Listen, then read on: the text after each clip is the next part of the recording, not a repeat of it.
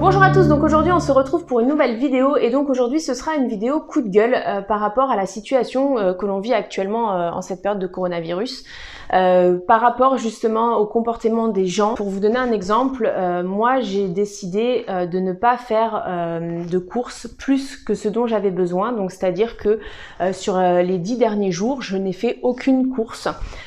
Et cette semaine, par exemple, il a fallu, à un moment donné, comme tout le monde, que j'aille en magasin pour faire des courses, tout simplement parce que déjà, dans la région où j'habite en Île-de-France, dans la région où j'habite, en tout cas aux alentours de chez moi, il n'y a plus aucun drive de disponible. Plus aucun. J'ai fait tous les magasins, il n'y a plus aucun drive de disponible. Donc déjà, j'ai juste halluciné.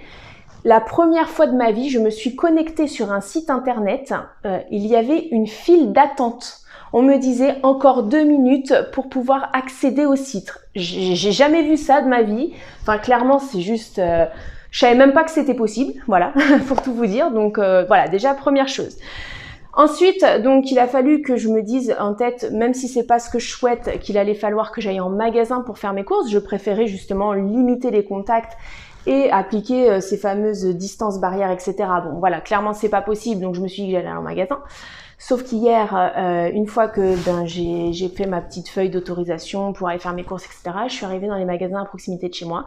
Les rayons étaient vides, donc clairement, enfin, il restait quelques petites choses dans le magasin, mais pas de quoi faire des courses. Donc, j'ai fait demi-tour, j'ai dit bon, bah, je reviendrai demain matin. Ce matin, du coup, le magasin de proximité ouvrait à 7h. À 7h24, j'étais dans le magasin.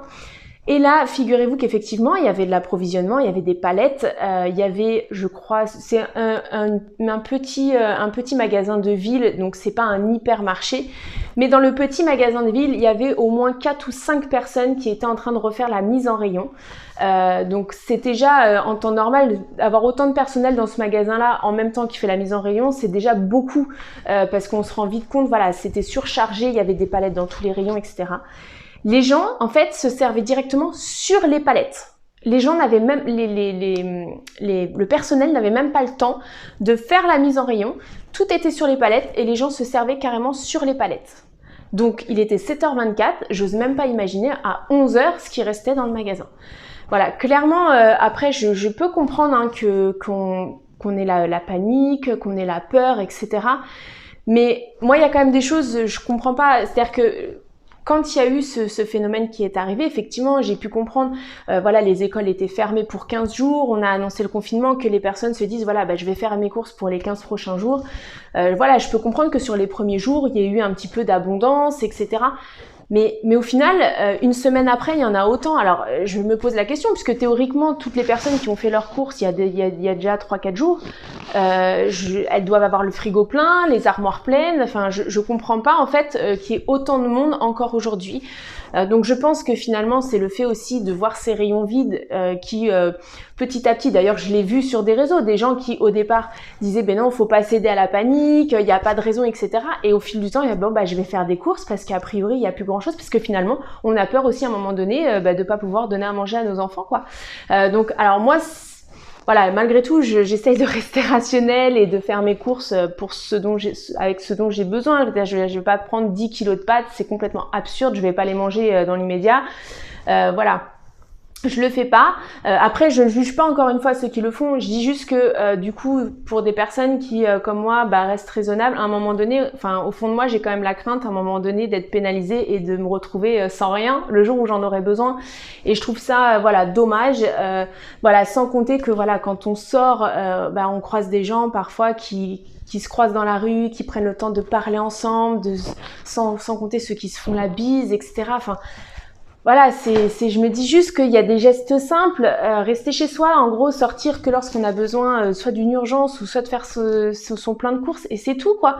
Donc voilà, c'est des choses qui m'agacent un petit peu, qui au fond de moi me créent aussi un stress, puisque on sait pertinemment que tant que les mesures de confinement ne seront pas respectées, le virus va continuer de se propager, de contaminer les gens autour de nous, et voilà. Et moi aussi, dans ma famille proche, j'ai des personnes qui sont à risque et pour qui pris, je m'inquiète. Je me dis voilà, j'espère qu'ils ne l'auront pas. Moi la première, mes enfants, hein, bien évidemment aussi.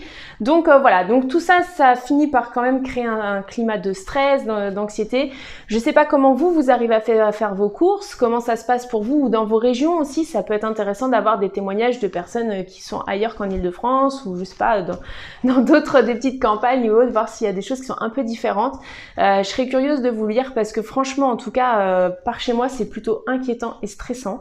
Alors, je tiens quand même à souligner une chose de positive que j'ai vue ce matin, parce que voilà, c'est pas forcément les échos qu'on a entendus à la télé et voilà, je tiens à le souligner parce que j'aime toujours rester sur une note positive pour ceux qui me connaissent.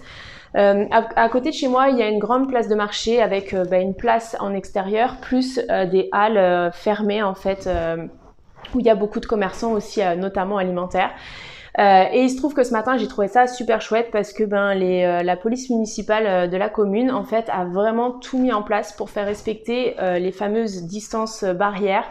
Et donc en fait l'entrée dans les halles en fait était limitée, voilà, il n'y avait pas énormément de monde à l'intérieur, les gens devaient faire la queue en extérieur avec 1 mètre de distance, etc. Et ça j'ai trouvé super positif parce que ça reste quelque chose qui est peu appliqué. On a pu le voir sur les dernières images à la télé, sur les derniers jours, que c'était plutôt l'inverse. Et voilà, et j'ai trouvé ça super positif que ce soit mis en place. Et comme j'aime bien toujours rester sur une note positive, je me dis que quand même il y a des choses qui avancent petit à petit.